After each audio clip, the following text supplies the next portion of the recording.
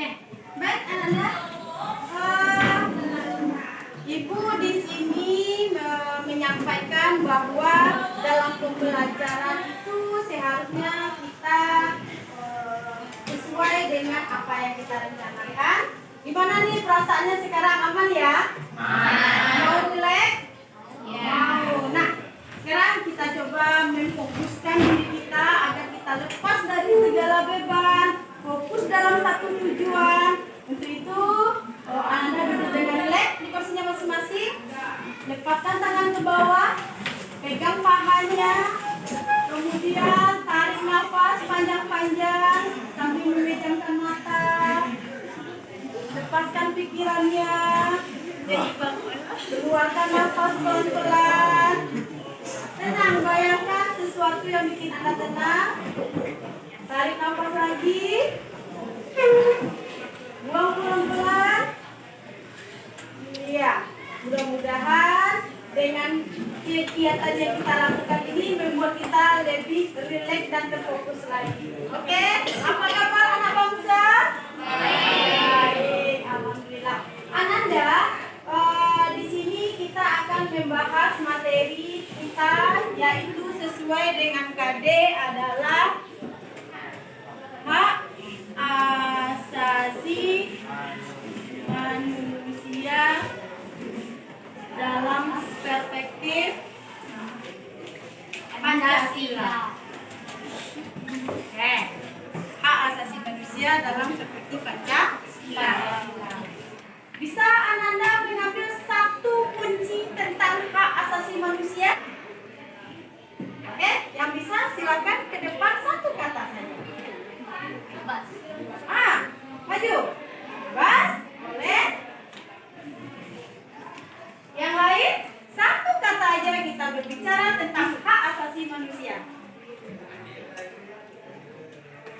Silakan ke depan yang menjawab adil, bagus. Keren ya, bisa mengatakan bahwa yang terpikirkan satu kunci sama saya adalah adil. Ada lagi? Apa yang terbayang sama kita kalau satu kunci kata saja tentang hak asasi manusia? Hidup, boleh, silakan tampil ke depan. Satu orang lagi, apa kata kunci yang terbayang ke depan? Menarik sekali.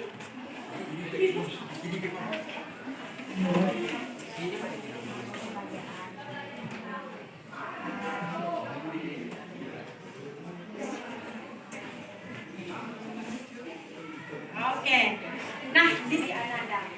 Sebelum kita lanjut lebih jauh, Ibu akan menjelaskan tujuan pembelajaran kita hari ini. Di mana nanti kita tujuannya adalah peserta didik dapat mensyukuri dan menghargai hak asasi setiap manusia. Kemudian Ananda diharapkan dapat menganalisis bentuk-bentuk hak asasi manusia terutama untuk diri kita, serta apa saja bentuk pelanggaran hak asasi manusia sesuai dengan perspektif Pancasila. Nah, Ananda, di sini Ananda telah memaparkan antara bebas, adil, hidup, dan bahagia. Coba kita kembali, Ananda, kita lihat buku kita, referensi kita di ini kan?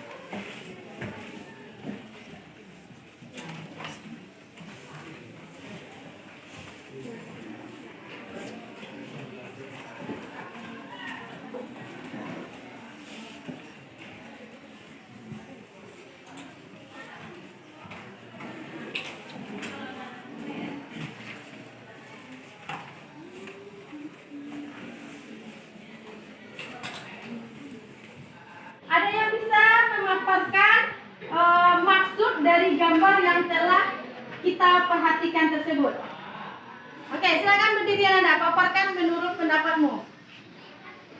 Menurut saya, dari gambar tersebut kita dapat menyimpulkan bahwa kita dapat bisa memiliki hak untuk mendapatkan kebebasan dalam menuntut ilmu.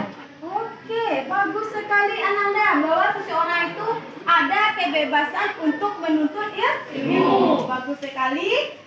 Bagus bahwa itu merupakan hak kita kita yang nggak bisa dipotong maupun dirampas oleh orang lain. Dan ini pun tertuang di dalam Undang-Undang Dasar. Nah, sekarang kita mencoba menganalisa bagaimana pelaksanaan hak asasi manusia di Indonesia berdasarkan perspektif yang ada.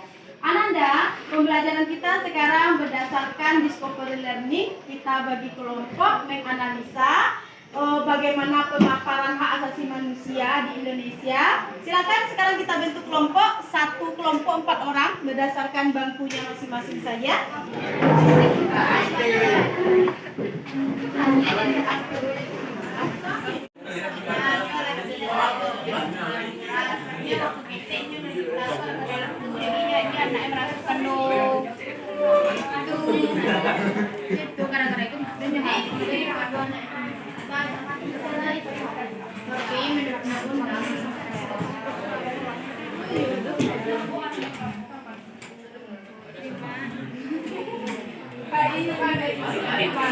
Yang dibanggakan, karena kita udah bagi kelompok, kita mencoba menganalisa bagaimana pelaksanaan hak asasi manusia di Indonesia berdasarkan perspektif Pancasila.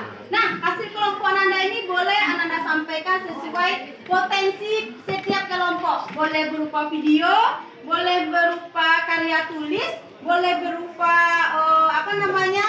poster, dan boleh juga berupa infografer. Nah, ini sesuai dengan bakat kita masing-masing. Silakan Anda paparkan. Ibu beri waktu dari sekarang. Silakan.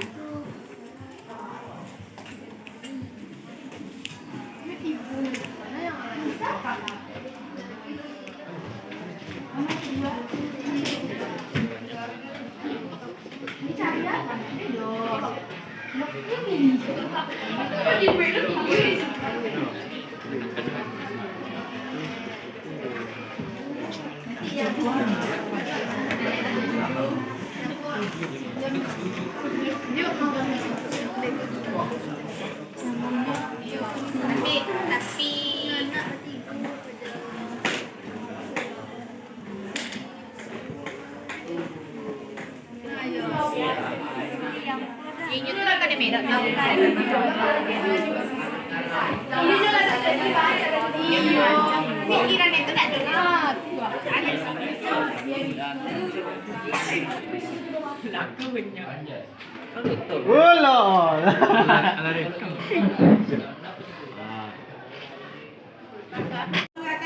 Di sini Ananda dapat memaparkannya hasil analisa Anda baik berupa poster, karya tulis maupun video. Ada yang tampil yang udah selesai?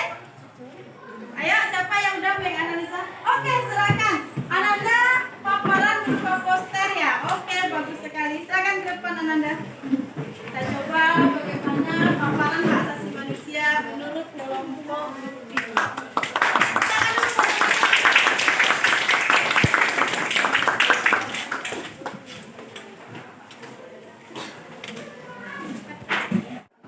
Pelanggaran HAM yang masih banyak terjadi Pak di Indonesia.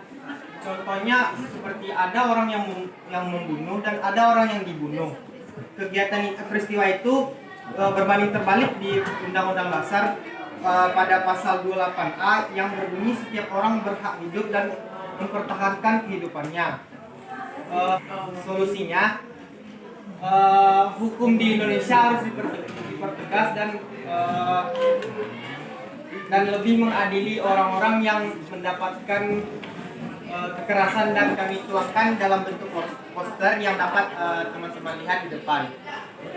Menarik ya, bahwa dipaparkan oleh kelompok pelaksanaan hak asasi manusia itu masih banyak pelanggaran di negara Indonesia. Ini beridentik sekali dengan keadilan dan pelaksanaan hukum di Indonesia. Bagus sekali Ananda, tepuk tangan dulu dong. Sekian dari kami tutup dengan wabillahi taufiq wal hidayah. Wassalamualaikum warahmatullahi wabarakatuh. Video, karya tulis, poster sudah ya, silakan tunjuk tangan. Oke, bagus. Maju ke depan Anda. Tepuk tangan dulu dong.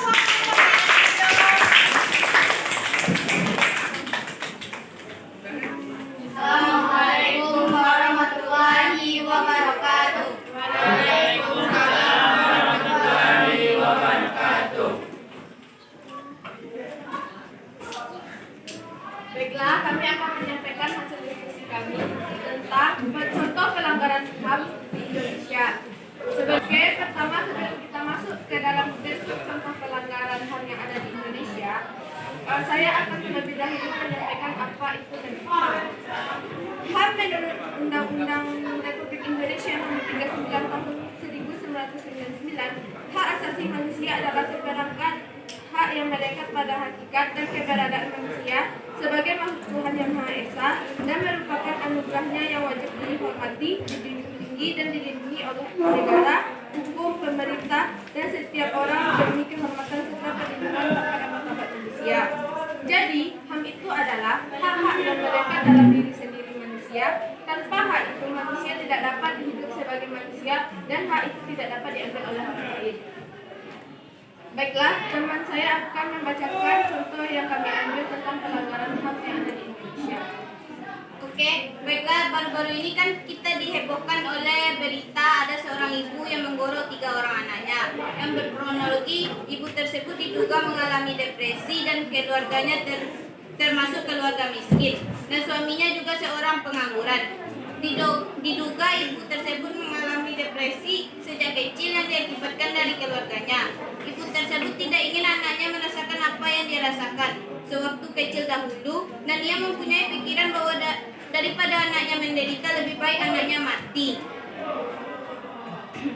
Tanpa disadari, seorang ibu tersebut telah merenggut hak asasi manusia anaknya untuk tetap hidup yang dipertegas dalam pasal 28A yang berbunyi bahwa setiap manusia itu berhak hidup dan berhak untuk mempertahankan kehidupannya. Dari cerita tersebut, kami sudah mengambil saran yang terbaik, yaitu sebagai seorang ibu, ia sudah jelas melakukan hal yang sangat salah. Tapi dilihat dari sisi kejiwaan, kita juga tidak bisa menyalahkannya karena kejiwaannya tidak normal atau sudah terganggu karena depresi. Seharusnya ia memeriksakan kejiwaannya ke psikolog yang terpercaya. Karena atas tindakannya tersebut sudah sangat melanggar HAM anak itu untuk mendapatkan kebebasan, mendapatkan keadilan, mendapatkan kebahagiaan, dan yang paling penting adalah mendapatkan hak untuk hidup. Karena HAM itu melayakkan manusia untuk dianggap.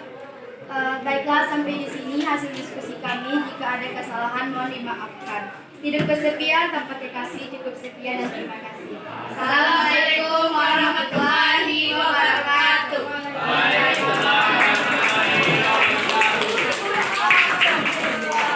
Apa yang mesti kita tingkatkan supaya pelanggaran itu nggak terjadi?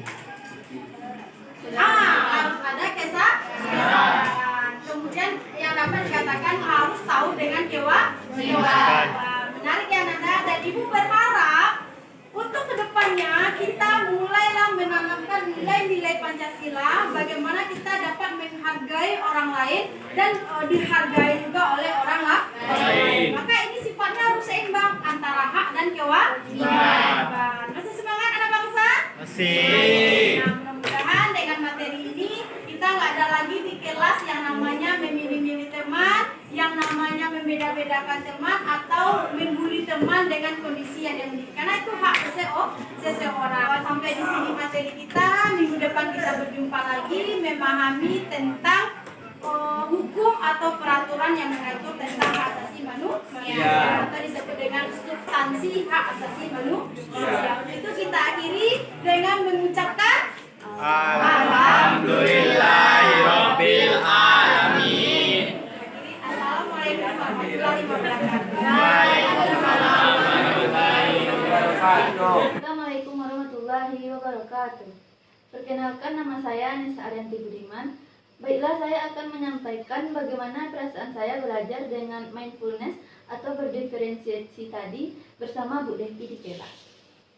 Saya senang belajar dengan metode mindfulness dan berdiferensiasi ini, sebab dapat belajar dengan senang dan fokus. Kemudian minat kita sebagai murid dalam menjelaskan terpaparkan sesuai bakat kita. Tadi ada teman yang menjelaskan tentang materi pembelajaran HAM berdasarkan kejadian faktual yang terjadi di negara kita, Indonesia, melalui sebuah karya tulisnya. Dan ada juga yang menyampaikannya ke depan dalam bentuk poster yang mereka buat. Jadi dengan metode pembelajaran ini, penjelasan dari guru dan beberapa murid dalam sebuah kelompok diskusi membuat saya lebih paham dan pelajaran menjadi lebih menyenangkan.